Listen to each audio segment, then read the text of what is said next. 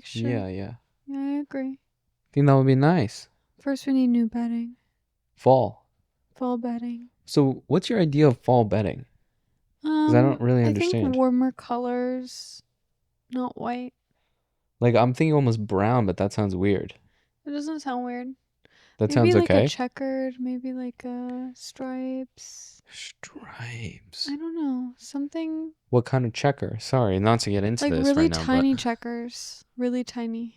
And almost like an oh, orangey brown. oh, Yeah. because my thoughts of checkers are the game, but obviously that's crazy. That's disgusting to Yeah. have on your bed. No, Checkers the game. I agree. I just needed some, I think, clarification, but that makes a lot of sense. So yeah, I mean, it is fall. What other fall? It is your favorite season of the year, famously, and I want to know what makes it your favorite season. Um, Probably the coziness of it. Right. It was the only season that felt. It was the warmest season in San Francisco, and it was always my mom's favorite season. And I think it's just a really beautiful season. It's always kind of sunny in California when it's fall. And I think it's the nicest weather in LA and in San Francisco when it's Mm. fall.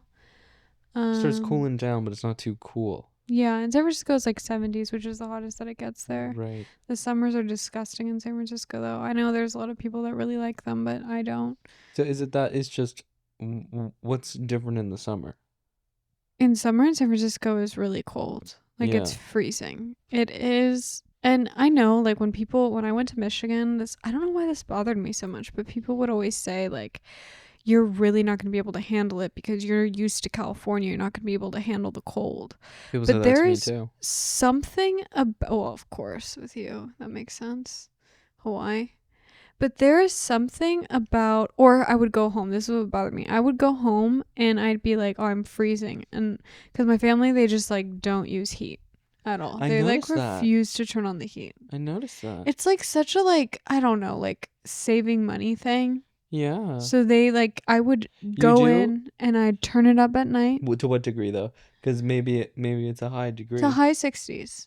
Oh, okay. High 60s Because is fine. they have it at low 60s. Low. So I'd pump So they it up. just don't have it on because low 60s is not It's on. really, yeah, it's low. So I would have it at high 60s because we don't have AC. You don't need AC in San Yeah. Francisco.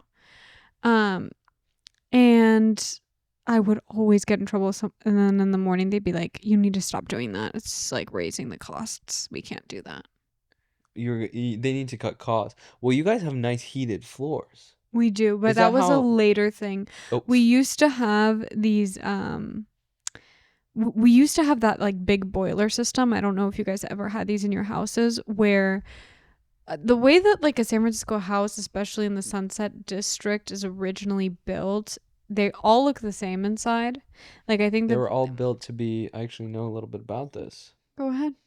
They were built and contracted by someone who wanted to make essentially like affordable housing.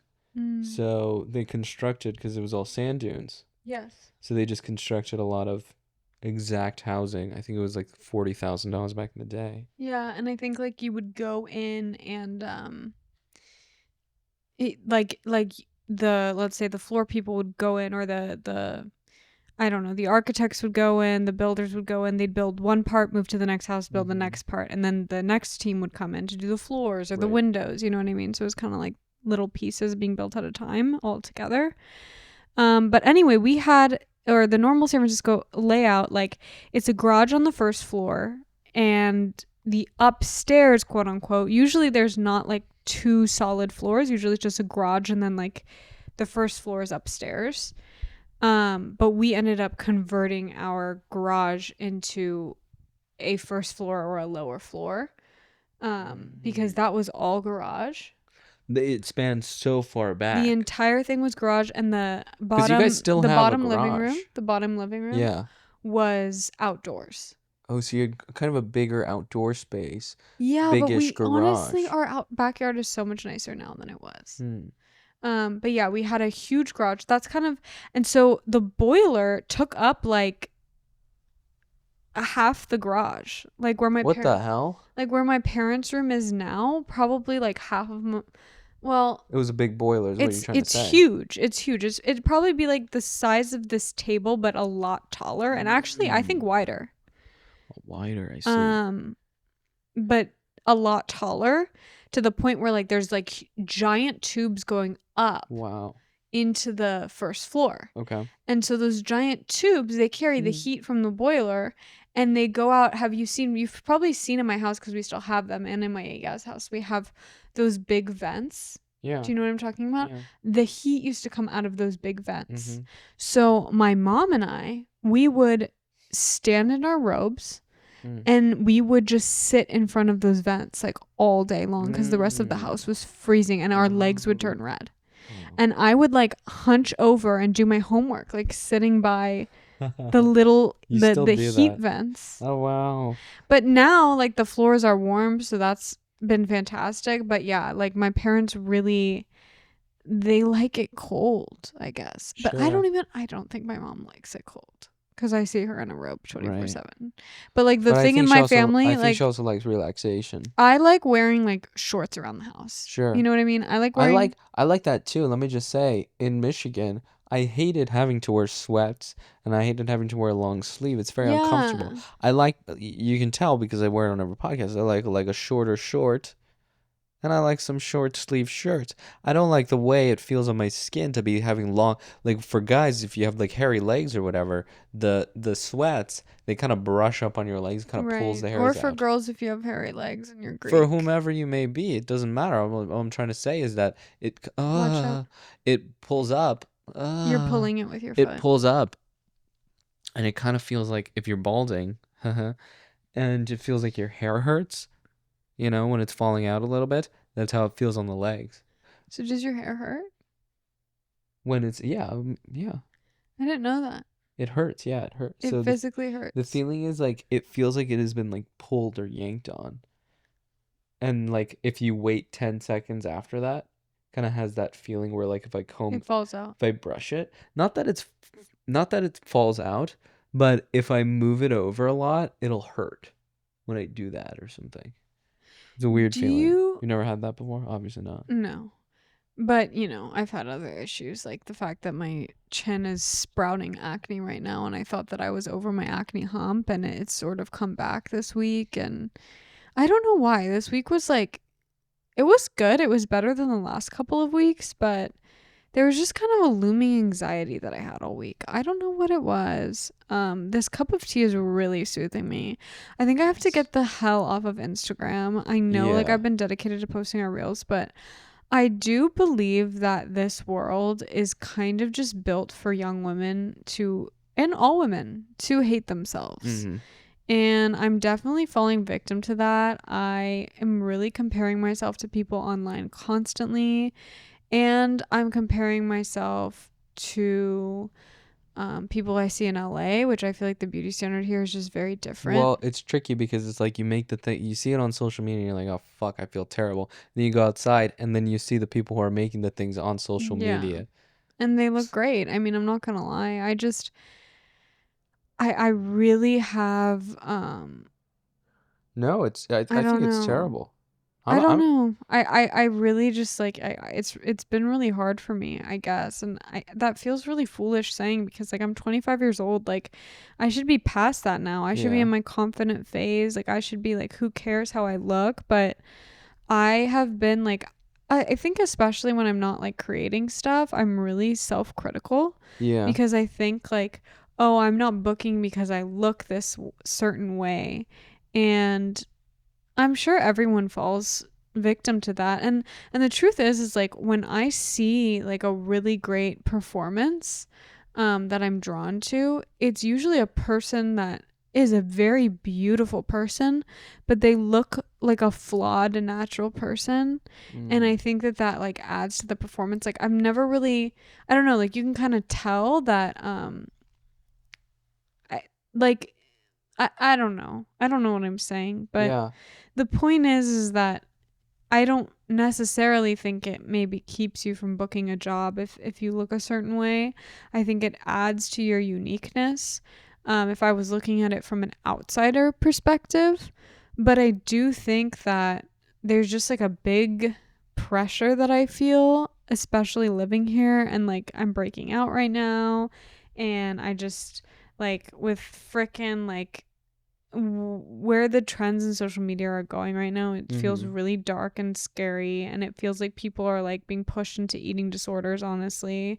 And when I see the media and I see like, I don't know, just like how everything is moving toward like being a traditional wife, and like just the values that are being put out right now, it feels really dark to me, and it feels scary. Yeah. And I'm falling victim to it, and I see myself falling for that. And I don't know. Like I wonder, is it where I live? Is it because I live in this neighborhood where like they're all movie stars and models, and like there's just no comparison? You know what I mean? Or is it because I'm on social media a lot, which I don't think it's helping. Like I know that I'm addicted to my phone. It's like really bad. But anyway, I guess that's all to say, like, I'm not trying to just rant to you guys, because you know what social media is like. You're clearly on it if you're watching this vlog or this video. But it's just been really like heavy for me lately. And I think that when I don't want to criticize other parts of my life, I criticize my appearance first thing, which is tough, I guess. Yeah, I Sorry. No, that's fine. I think that It's like standing on my Apple box, and you were like, you just put the mic right down. Well, I was listening. I'm sorry. I put it down to listen. Okay. That's how I feel when I listen to the guy who does the subway takes. Why? I don't know. He has a sour taste in my mouth now. You got the ick. Yeah. I got the ick too. You I know what can't I'm watch his saying? videos ever again. Yeah, me neither. That's actually completely different though. I'm sorry. Wait, can you That's can like you when can you try to be him and like and do that to me? I don't know what does he even ask? He's like, "Oh, so what's your tag?" So what's your hot take? Try to do it again, but like be cool like him, you know? I can't do it. Okay, I don't well know what then he just asks. ask it. You do it. You do. No, you do it to me because I want to give you a take. Do you have a take? Because you have to give a take if I No, do it. I don't. What's the question? What do I have to ask? So you have to say, "So what's your take?" And then you put the So what's your take? But then okay, do it again one more time. This is so stupid. So what's your take? We should ban videos, illegal to have videos under 4 minutes. Why? So you can't have a video under 4 minutes. It has to be it has to be longer than 4. Why? That's actually a great hot take, I think. But why? Because I think it's a problem. This is never gonna happen. But we should make it illegal. I think if we What all does he say? collectively He goes, decide, I completely disagree. Or yeah, he goes completely agree or completely disagree. I don't know. Okay. He He does do great in those videos. Oh, he does great interviews. And so I really thought that his acting would be, some mediums just don't translate the same way. It's not a correlation, and you know what? Keep making because things, you man. guys, you know what? Let me tell Believe you in the truth. yourself. You know why I think we're biased to 4 minutes? I don't think we read well under 4 minutes. Absolutely me and not. Aaron. So every accusation is revealing something. It's a self-reflection. It's revealing something in yourself. So when I say that, it's because like we're clearly not and what I mean is you look at us on this couch and you don't go, wow, immediately I'm picking them on dodgeball team. You're gonna pick around first and then pick. Speak for yourself. Were you good at dodgeball? No, it was terrible. Okay, I never got picked. Oh, that's really sad. But we actually never played. What'd you play? In the playground? Kickball? Yeah. I always sat on the bench, and then I got detention for sitting on the bench because you're supposed to be exercising. That's so rude. Yeah. Detention? Mm-hmm. That's not even bad. That's messed up, man. Yeah. Anyway, I think we need time to marinate. You know? So I understand that my we don't come off as like a good first impression. No. So we know that. We're self-aware. My ferocity towards maybe him in this moment, and God bless if he's listening. God bless you in your life. You have a great I'm life. gonna be honest with you guys. We're just gonna be real on here because we don't care. I bought tickets to this movie that him and this woman made, and they wrote it, they directed it, and they shot it, And right? let's preface something before that. As people who aspire to make movies and who do like our little projects, it is incredibly hard to make a movie, and it's So a hard. miracle that a movie gets made. So to execute that and to complete something, I think you deserve snaps and golf You claps. do. A hole in You one do. right And that there. is amazing that you can do that. Yeah. And so I saw I think like someone who produced the movie that I was in. He's like sort of a film influencer. I guess that's like kind of a thing that happens now. And so he was invited to the premiere of this.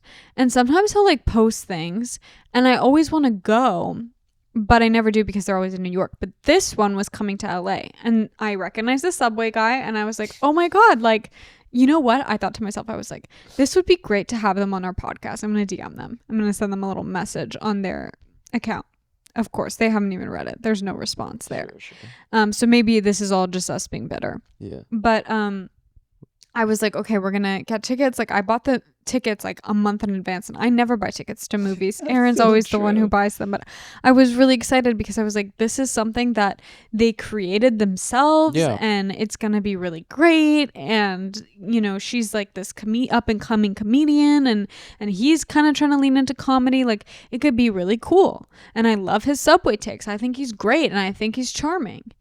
And then we saw the movie, and I think it was just one of those things where it made me, first of all, it made me think a few things. Number one, I think it's great that big producers are not being involved in films anymore because they're just able to be made. There's a lot of content, even though I feel like it's sometimes overwhelming.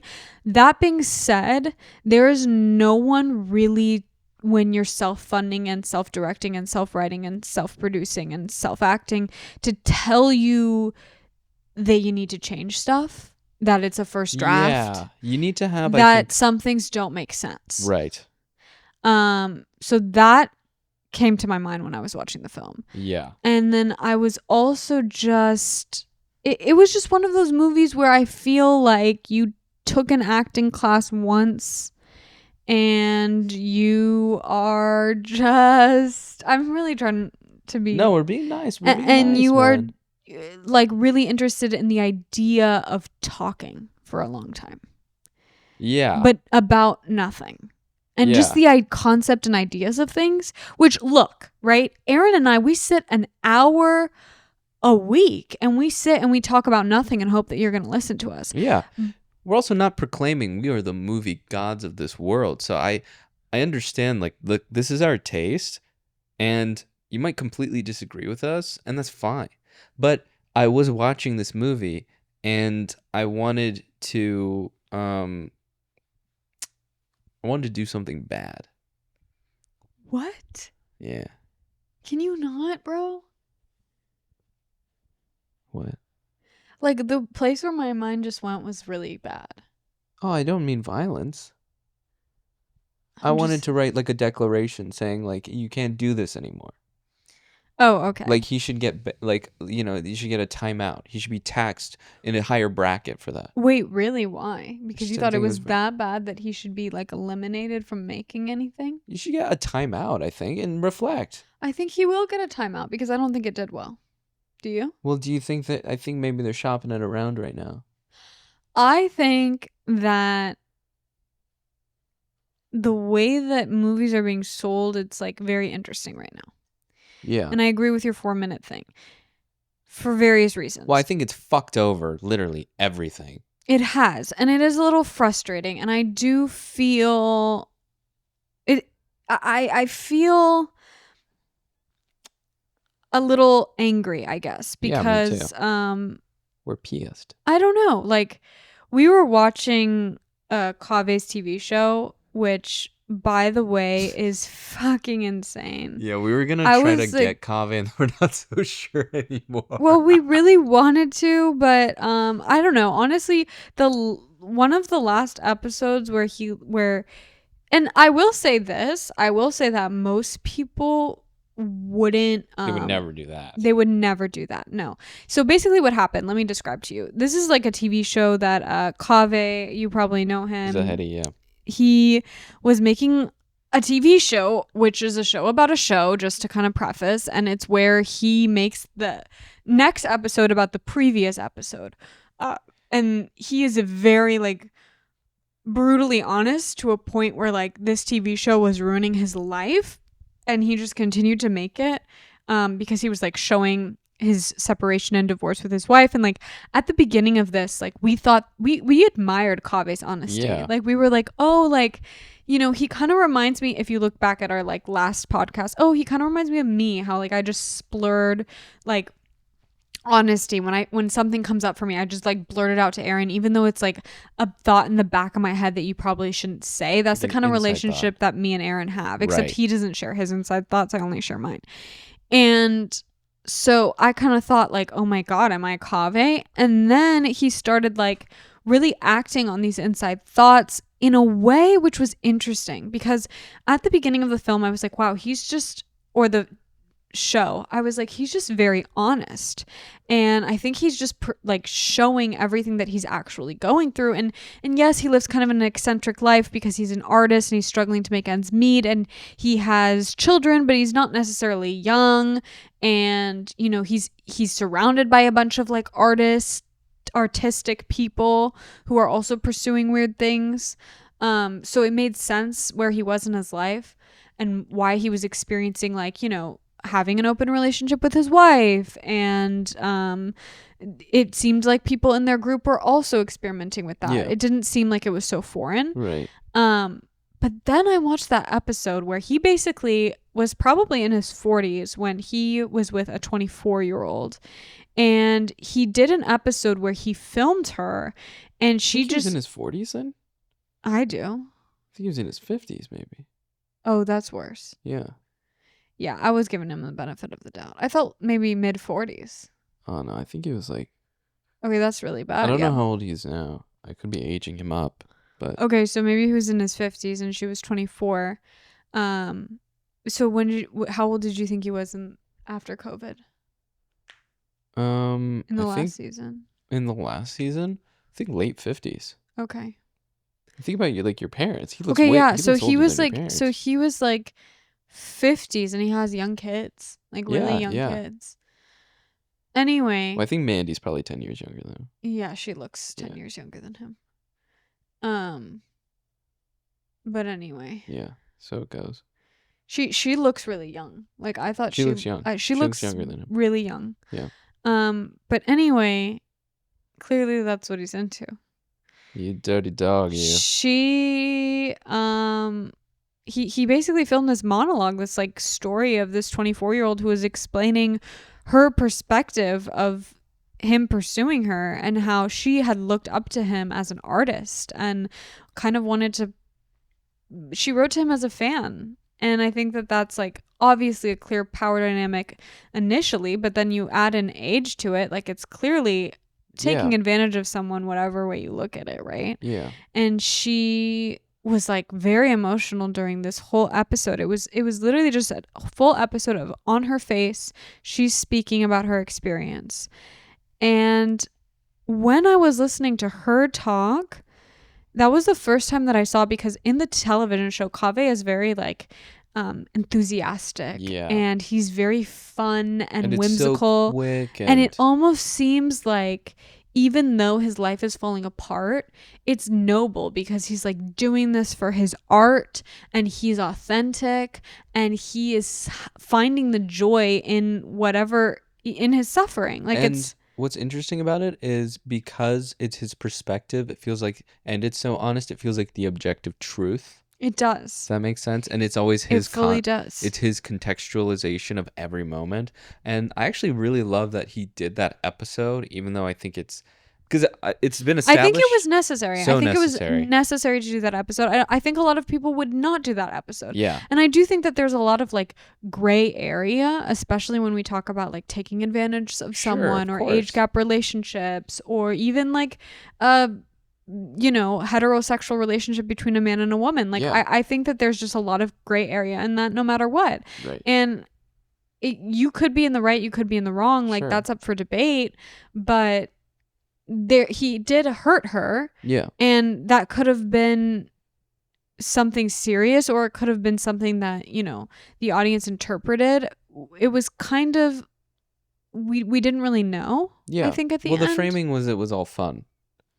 And things fell apart. With her, Yes. her episode I'm not talking did about not her see episode. all fun. No, I'm not talking about her episode. I'm talking about leading up to then. Leading up to it, It's all crazy. It's all insane. Whoa, man. Well, leading up to it, I did think it was. I still thought it was wrong. Yeah. Yeah. No, of course. But it didn't seem like we were like oof, but we weren't like whoa. I think what really got me, and I'm saying this because these people have a TV show. This woman, she was 19 when she started dating like a 60-year-old. Yeah, 50-something-year-old. Yeah. Yeah. So that, to me, that's basically statutory rape, I would say. Well, it's not statutory rape. It's not, but okay. I guess I'm just throwing things out there, but that feels like deeply wrong. That's a problem. That feels deeply wrong, and that clearly was her like first experience, I believe. And was her second, but okay. She was dating Robert. No, Robert was her first experience. Yeah. She was 19. You're talking about Robert right now. I'm talking about Robert. Sorry, I didn't understand that. And so what I'm saying is that was probably her first sexual experience. That's what she made it seem like. Right. Yeah. Her first like intimate partnership. Yes, yeah. and it continued. She opened up her relationship with this like 60-year-old man to be with Kaveh, who the man was a fan of. And he was the one who introduced her to Kaveh's work. It was very backwards. Like, it really just felt like textbook, like, of course, she's going to be, she was completely controlled and manipulated by both of these men. Yeah. And there was just no second where I thought that was okay. Yeah. And if that was like, if I think about it, if that was like my sister, or if that was, I'd fucking killed both of those men. Yeah. Like, straight up. Yeah. So, I was already very highly disturbed by that. Yeah. And even the way that like Mandy was like super threatened by her made me sad for Mandy as well, the wife of Kaveh, because I was like, if you per se were in your 50s and you started dating a 19-year-old, yeah, that would be a problem. I would go up to the 19-year-old and be like, "Are you okay?" Yeah. Like, what's going on that you think it's okay to date a 50-year-old man? Sure. Like, I'd be concerned, you know?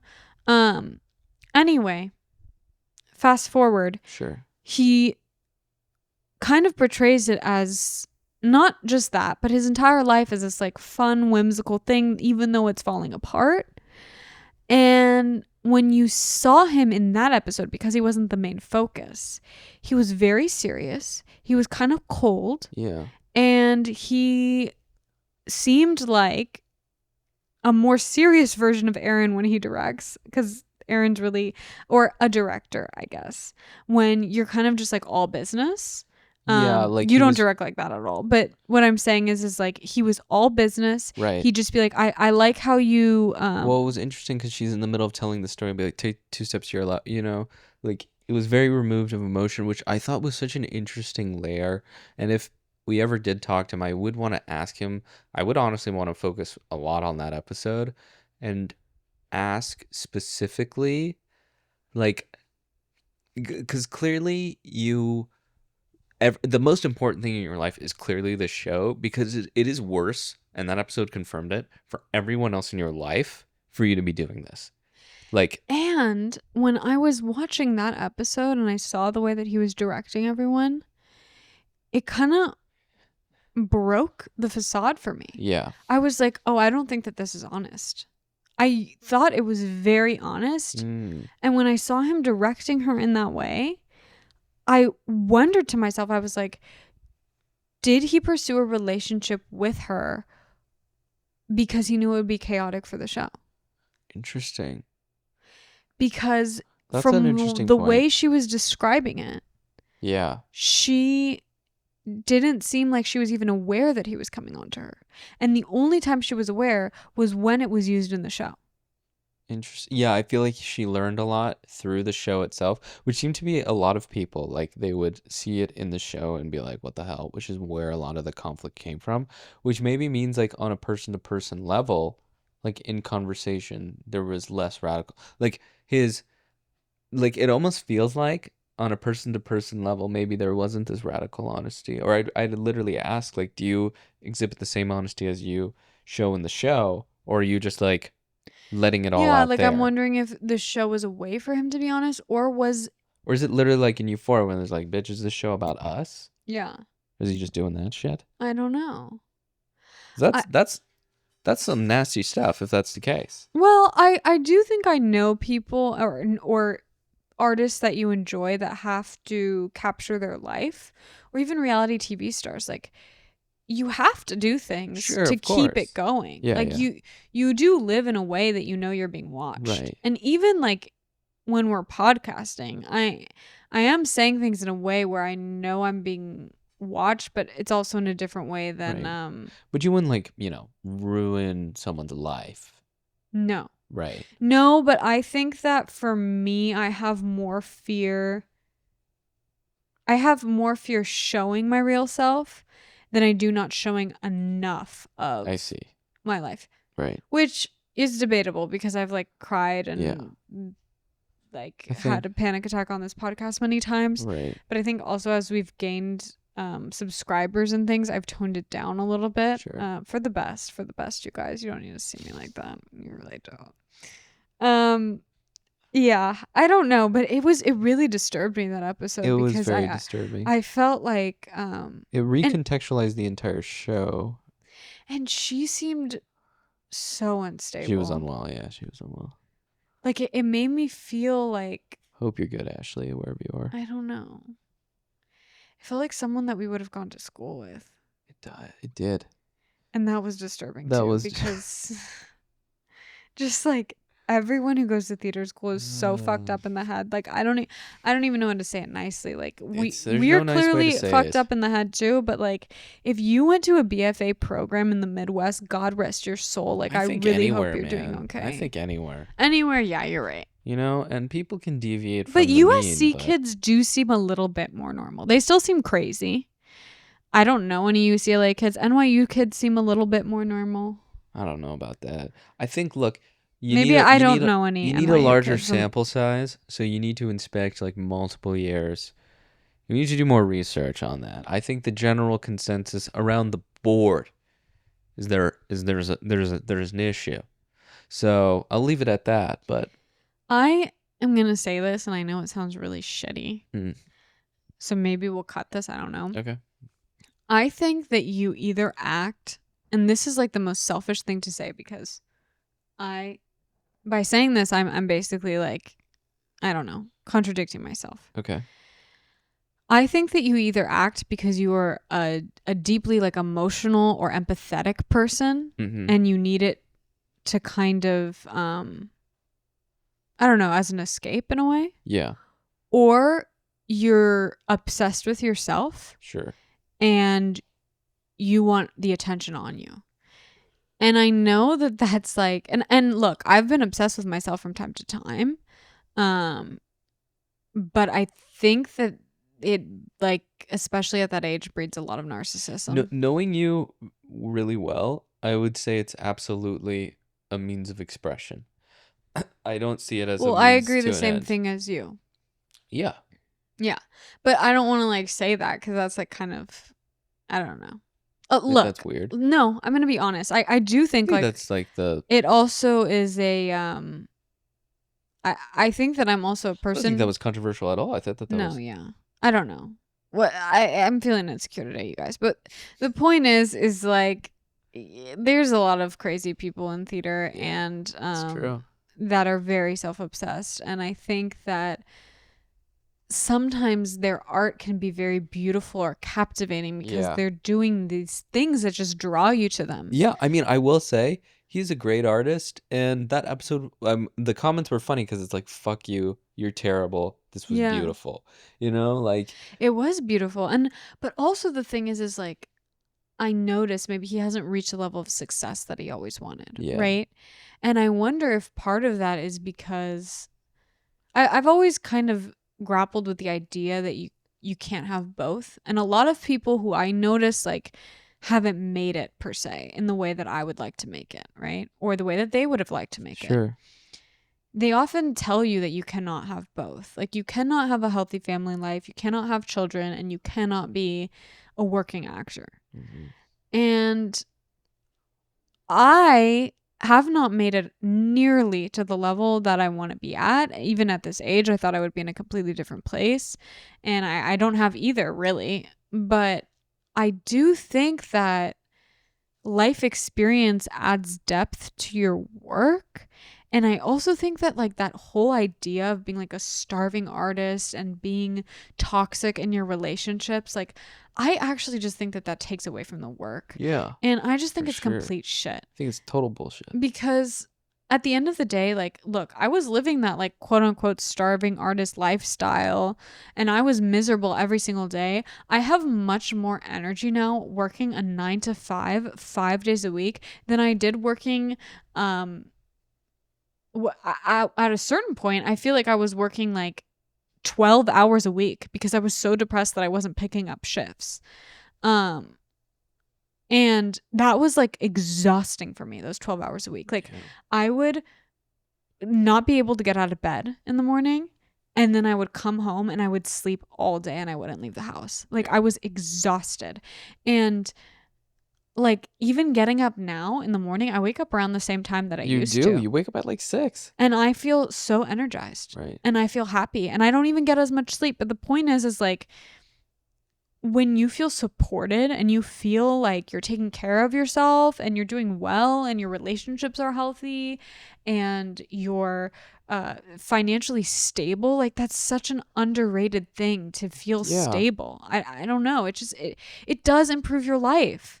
And so I guess my advice to anyone would be, I think I've said this on the pod before, but like if you're an actor, this is what I would say. You guys, I have this like vision that I go back to Michigan, I'm successful, and these little actors, they ask me, what would you do differently? Right. And they're expecting me to say like, I would like make sure that I do this many auditions or approach my work like this. I wouldn't actually talk about the work at all. No, me neither. This is what I would say.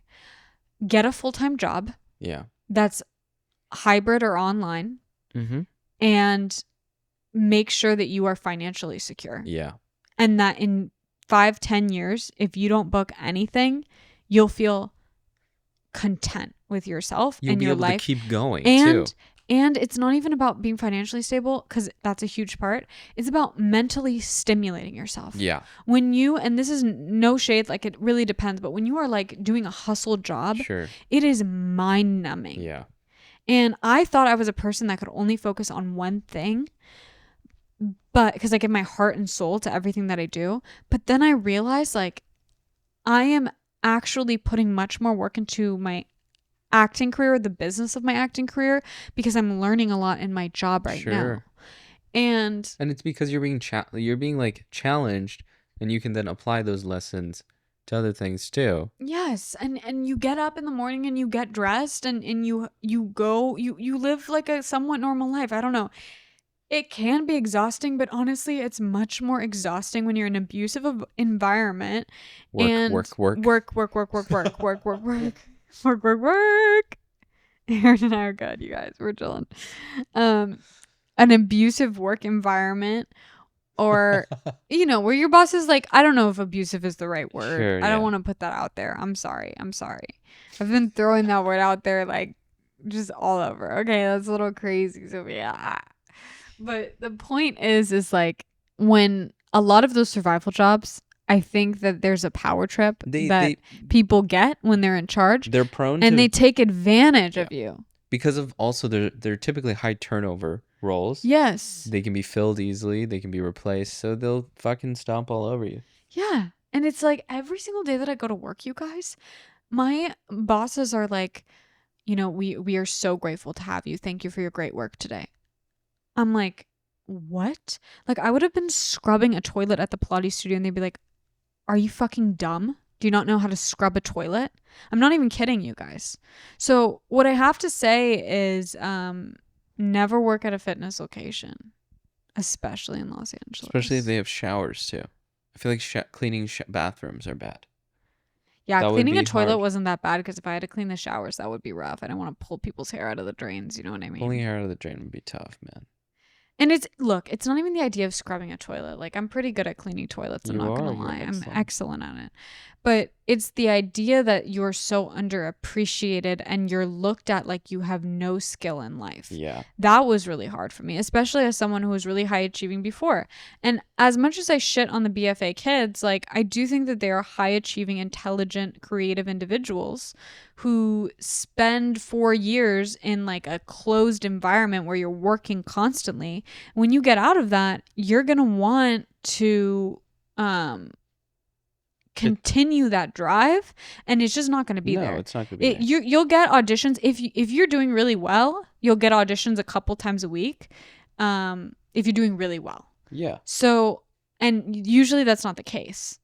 And so what I would say is just make sure that you are stable and that you are challenging yourself in other ways. And I was really of the belief that, you could just, like, you couldn't focus on one thing and you had to live the starving, or multiple things, and you had to live the starving Yeah. artist lifestyle. I think if you can find stability, it keeps you in the running longer than if you burn yourself out in 3 years and then move home and quit, Like, which is, I think, what a lot of people do. And I think it's also this idea that, like, you'll make it in 2-3 years. I don't know if that's the case. I really hope that maybe something happens soon, Yeah. but I felt like I was just waiting for an opportunity to come. exactly. And now I don't need acting. Like, I need acting. I need to keep acting because I love acting, Exactly. but not because I need It to save you. a 5-second commercial to save me financially. Exactly. I think that's a great way of putting it. So yeah, I guess that's important. That's the advice that I would give. But my point of why I brought up Kaveh in the first place was because he was surrounded by a lot of filmmakers of that time. Yeah. So I guess we're looking at the benefits and doubts of, like, what could have been, right? Right now, I feel, and maybe it's just because we don't know as many people, right? Maybe we need to get out there, me and Aaron, more. But it does feel very transactional art at the moment. Very much It so. doesn't feel like you're just, like, making stuff anymore. And honestly, I have this vision in my mind, you guys, and I'm saying it on the podcast. I have this vision that we are going to find like-minded creatives who are tired of really just the media that's been coming out lately. The I current think that they're zeitgeist sick of it. of poo-poo. And I think that there's going to be a revolution where people are creating beautiful work again. And here's the thing is, people say all the time, Hollywood is dead. The studios are dead. Look at what the fuck they're putting out. Yeah. It sucks. So, I mean, people are like, oh, the industry is dying. And there's legitimate factors to that. But people are shitting on movies as if they're dead. It's because the things that are being made are completely fucking terrible. Well, what about the PTA movie that we're going to see tonight? I think that this is the case study for why it's important to make things that are actually of substance and value. It's because this is the first, I mean, it's like been this, it was like people liked Sinners. It was because there was like actual merit to the thing behind the thing. I think what's hard though, and just to push back on that a little bit. Sure, please. We live in a bubble, and what Right. I've noticed here is that the lines will be down the block for a movie. I've never seen that in my life. Right. And it will be a very artistic movie, and it'll be, people who have worked on the movie are in the theater. Yeah.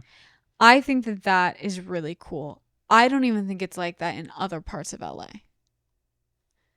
And I definitely don't think it's like that in Middle America or even in San Francisco, maybe in any other place other than New York or LA. Mm-hmm. I'm saying that and I stand by this, I think if you treat your audience like they're dumb babies, people get tired of it. Like if they're dum-dums.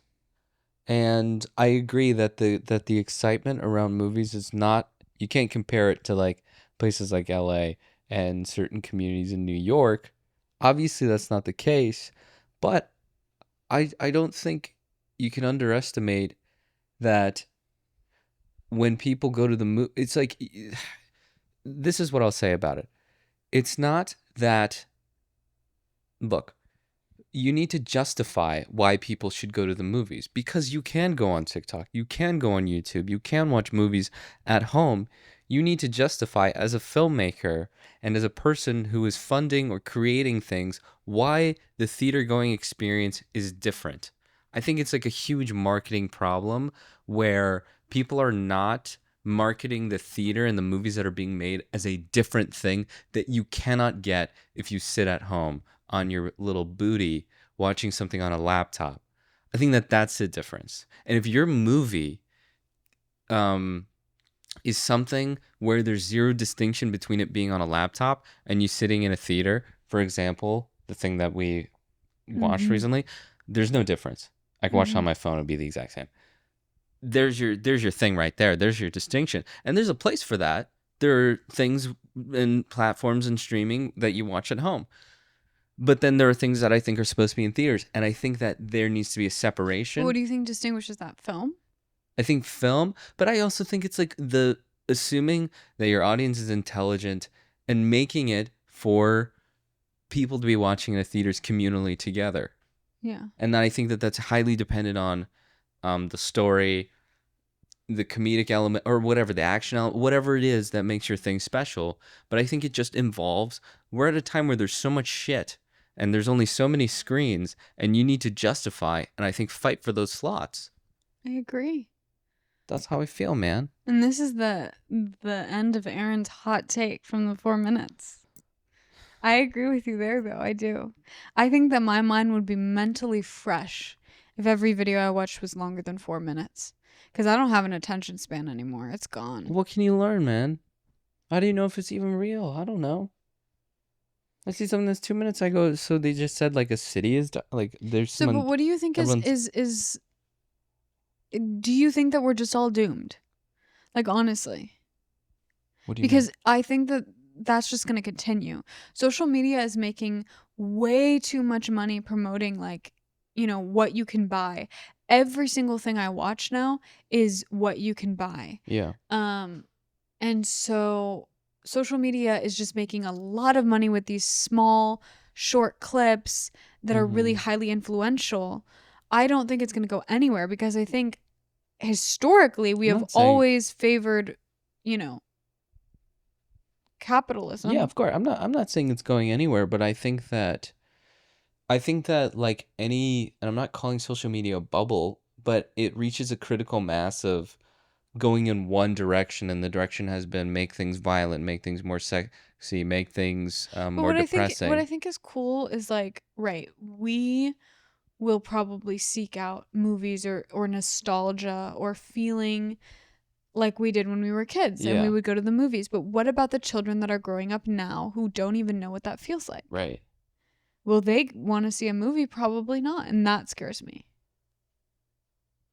Yeah, I think it's impossible to predict to that level, but I don't know. I think that if you can justify the experience and why it's different, I think that you could make the case for it. And look, there's a reason why it's tough, man. It's a tough life. I was on the high and I just dropped drastically. You just dropped drastically. And I really hope that you guys didn't feel the same way, but I have a feeling you did because we're connected. Okay. I mean, I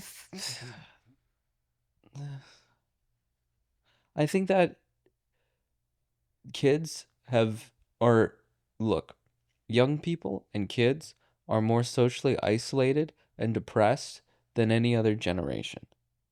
Would you I agree do with think, that? okay, let me give you hope here. I think maybe our generation will raise our kids being very Yes, conscious very of different. screens. Very different about what they're watching. Because the generation before this, they didn't really have the How would tools you to know. We were the first generation where this shit was all being made. Yeah. And then it's like in a total chaos spin, and I think COVID had a lot to do with it. And I think that in future generations, I think I would be very cautious of my child on social media. I think it could be really, really hurtful. So yeah, I mean, I think things are cyclical. I think people will get tired of certain things. I don't know, but That's my opinion. That's just me, man. Anyway, we should head Go to out our movie. because speaking of which, we're gonna go see the new PTA. It's supposed to 11 be the p.m. best one that he's ever made, and Aaron's really In a long excited. time, And I'm since literally going to an 11 p.m. 20 movie, and I'm so sleepy. 17. Anyway, yes, I'm tired too. It's sold out. This is the only time you can see it. Yeah, you guys. Anyhow, Anyway, I So thought I was we'll- going to be dressed up for our date night. Meanwhile, I'm wearing a pimple patch, just washed my hair, and I'm in my shorts and sweatshirt. And I think that's how I'm going to roll up to this movie. Talk about the culture changing, am I right? am I right? Well, we'll post a photo of the line and maybe a selfie of me below the banner, and that'll be all. I hope you guys have a great rest of your day. Yeah. Go watch a movie. Foo fa fa fum, bitches.